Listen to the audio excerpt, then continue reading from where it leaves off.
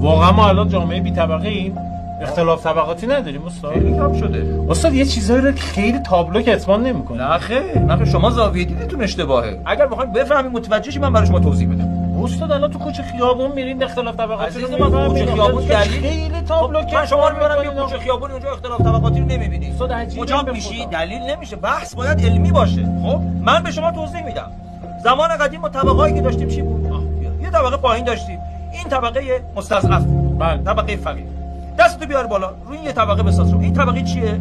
متوسطه. خب یه طبقه بالا بود، این طبقه اغنیا بود، برخوردار بود. تموم شد. اون یکی بر یه سوپر طبقه هم داشتیم بالای این سه طبقه، اشراف، شاه، درباریان، رجال متنفذ فاسد. خب این طبقه رو ما از بین بردیم، اونو مزمحل کردیم، موند این سه طبقه. خب الان این وسط طبقه وسطه. ما تلاش کردیم، برنامه‌ریزی کردیم، طبقه وسط، طبقه وسط دیگه نه، ما طبقه متوسط رو از بین بردیم. خب کو اینا کجا رفتن؟ کجا رفتیم؟